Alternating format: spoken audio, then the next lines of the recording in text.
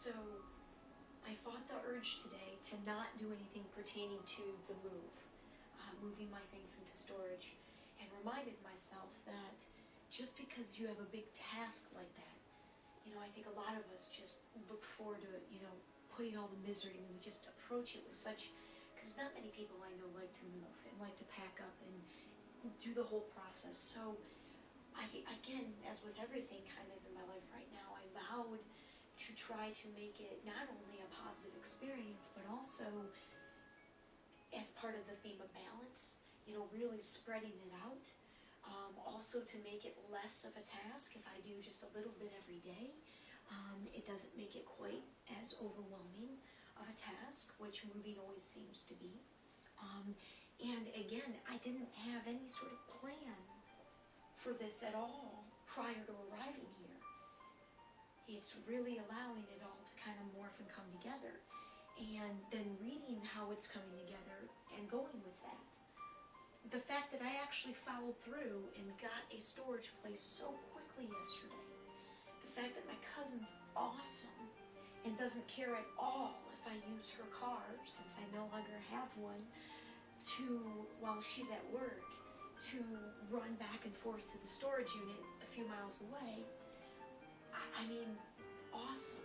So, and then recognizing already how big a deal, how really big a deal this is. I mean, I completely underestimated, completely.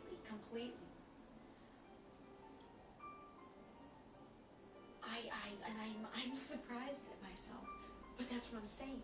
As much calculating as I'm doing, and as much a process as I am involved in co-creating my life, you don't ever know how it's actually going to pan out, like how the details are going to come together. That's the part that causes me to be speechless.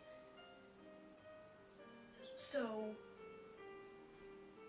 hence what you're witnessing right now, as I'm still not allowing myself any sort of space to process how beautiful what has already happened in this packing up process.